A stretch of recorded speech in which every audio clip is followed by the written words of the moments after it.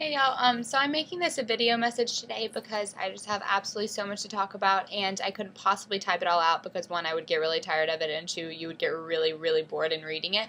But attached to this, I'm going to just post the itinerary for the day because I can't possibly talk about all of this.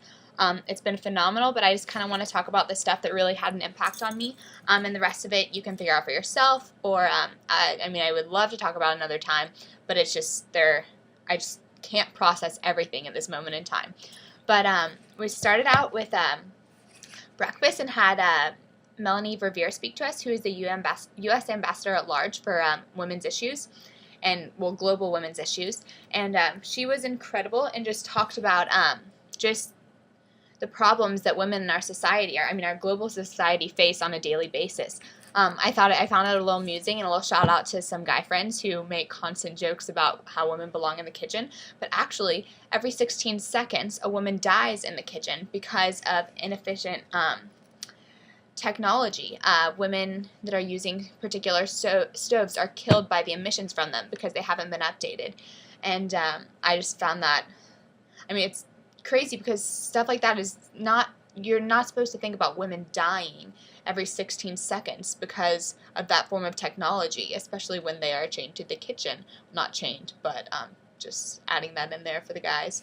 But it was just phenomenal. She kind of introduced me to different things. We hear about disease, we hear about violence, we hear about just victims of all these other problems, but we don't think about some stuff that we never even think about, something so basic as cooking utensils and how they can result in such problems for these women. Tomorrow we're going to the Capitol.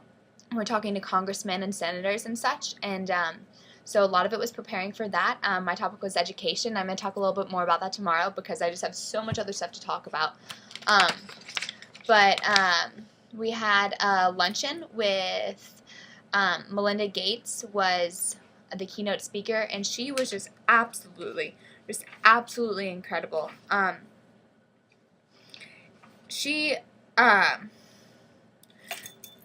acknowledged the fact that we're in a different budget year than we ever have been, and we're dependent on government support for this.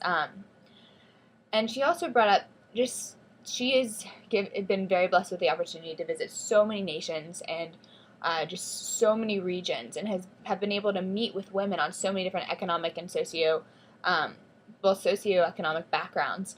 And she shared that these women in these societies do not have a voice. And it was so interesting that we are the voices for these women, and we're not just speaking about the issues, but we are speaking on behalf of these women who do not have the ability to speak for themselves.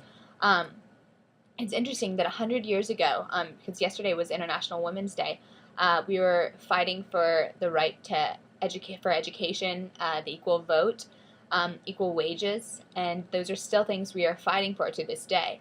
So, but that's a little bit overwhelming, but it doesn't have to be, because as cheesy as this sounds, like, we can make a difference, and we're afraid of this investment sometimes, but Melinda Gates said that investing in people around the world is one of the best returns on investments that we'll ever get, because changing one life can then just change another life and another life and another life, and it's just absolutely phenomenal, the power that God can have in just a single individual.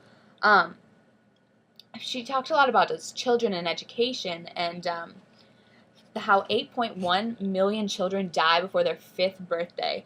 And so much of this is because of preventable diseases. So much of it is stuff that we can completely take care of. And there are just the smallest things that can help save a life, like vaccines or planning and spacing your children out. In Malawi, they have just now a health surveillance team that just brings life-saving tools and medicine to women, and they help get the women to hospitals. They don't even know what their health problems are. So the whole goal is to educate these women. And she just I can't even imagine these children laying in hospitals and just struggling every second for the ability to inhale. It's just something that we don't even think about. We heard the address from Helene Gayle, who's the president and CEO, And that finished out the early afternoon. Okay, well, I ended with lunch, and there's just so much information. Like, it's just absolutely phenomenal. It's absolutely amazing. I'm having the time of my life. I must admit that I am coming out of this so much more confused than I was when I go into it. But it's said that the more you learn, the more you realize you don't know. But it's just such a learning experience, and it's just so amazing to be surrounded by people that are passionate about the things that I'm passionate about and really believe that they can make a difference. And it's just encouraging and just really, really exciting. The next part was just phenomenal. I went to kind of a symposium kind of thing on the next generation, which is the impact of student voices on global issues. So I got to hear from really, really young people. Not, I mean, they're older than me, but on what they've done and just how to get involved. Barbara Bush, well, daughter Barbara Bush, spoke, and she's the president and co-founder of Global Health Corps. I mean, she just talked about really great things and how we're not just making leaders for right now, but we're creating a leader. And once you're a leader, you're always a leader, and you're going to be a leader for the rest of your life. And just the potential that we have as human beings is just remarkable. I mean, I can do all things in God who strengthens me. It's just, you can't doubt the abilities that God has given you and the blessings that He's given you and how that you can use these to just impact so many other people. But it's also important to not get overwhelmed by that and know that just by changing one life, you're doing something. Which is something really to keep in perspective. But I was just blown away by Hugh Evans, who's the CEO and co-founder of the Global Poverty Project. He was just absolutely phenomenal. He created his whole movement at the age of 14 in Australia. He before he was 21 had Bono calling him up, seeing if he could attend his concert. It was just absolutely phenomenal. And what was really great about him was that he talked about that faith is his motivator for everything, and he keeps him focused and he keeps him grounded, and he really believes that God has given him the chance and the blessing. But it also brings up that we are just so incredibly blessed to be born where we're born. We have been born. If you're watching this at all, you have access to internet. You have access to a computer. Some things we take for granted so much time. We have access to an education. I mean, I'm creating this video on my MacBook, which is just crazy because we are just so fortunate. I mean, and just one of his movements is making poverty history. He aims for better aid, better trade, and better governance, and that's just something that is so easy. I mean, we are so powerful as just a student body just to make such a difference in the world because we haven't had the rest of society telling us that we can't do it yet. And it's just something that I just want to share. I just want to share it with all my peers, and I mean, we can do whatever we want to do. It's just a challenge, but it's a challenge that we get to wake up to every single day of our lives. Life can never be boring. Life can never be uneventful. And you think of you referenced William Wilberforce, who fought for the end of the slave trade. He fought for 25 years, but he did it. We just have to persevere. And it's amazing because Hugh Evans shared that the next 25 years he believes will be the story that we're going to tell to the generations and generations to come. How we ended poverty, how we ended hunger, how we ended just it all. And we just need to encourage our peers to volunteer in these areas. And it's so, I've said a million times, but it's so easy to get frustrated with the overall picture. But I mean, you always have to look at the individuals that you have helped. We're so unique as a student body because we have energy and enthusiasm. We actually believe we can make a difference. We don't use money, but we use something that's far more valuable than money. We have fresh perspective on life, and we have the voice to spread this perspective. But most important, we have passion. And if you have that, as he said, the rest is going to follow. If you just follow what you're passionate about and what the power and the passion that God's put in you, you don't need rest. It was amazing. This 70-year-old woman stood up, and she was talking about how Jesus Christ has given her the strength to do everything she needs to do, and she doesn't get tired from that. So it was just phenomenal. I thought another thing that was really interesting was someone asked a question about our American savior complex. We feel that we help everyone, and we help everyone in the American way, and that's what we're called to do.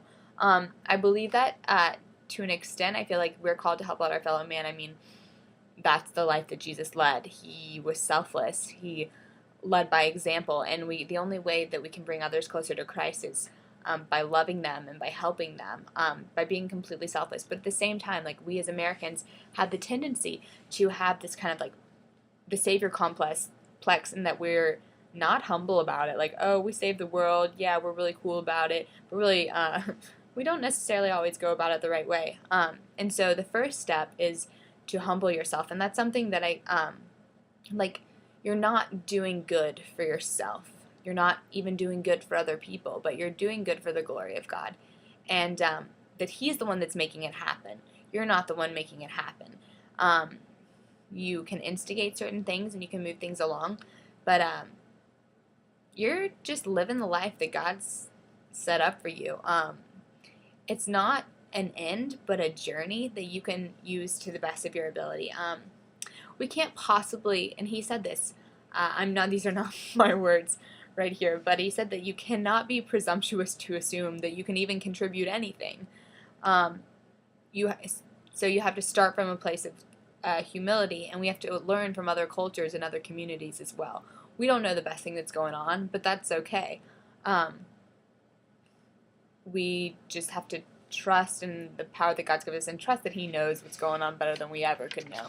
And that was just really awesome. And it's really awesome to hear all these amazing people speak. Like, you hear people all the time just talk about the good they're doing in charity or the good whatever, but it's so interesting to get it, especially in a conference that's not faith-based, but hear these people speak about how so much of everything is based on their faith. It's just inspiring, and I had the unique opportunity to meet him after the thing, after his speech, and I got a picture with him, which was cool. But he also asked me to stay in touch with him, which is really cool. I have a lot of other questions for him, and something that I've really been struggling with over this conference is the debate between local and international service. I feel like sometimes we get so wrapped up in trying to help the global picture that we're blind to all the problems in our own backyard. I mean, I know that living in Athens, Georgia, there are so many problems right in our backyard. I mean, right across the street from the freshman dorms, you have people living far below the poverty line.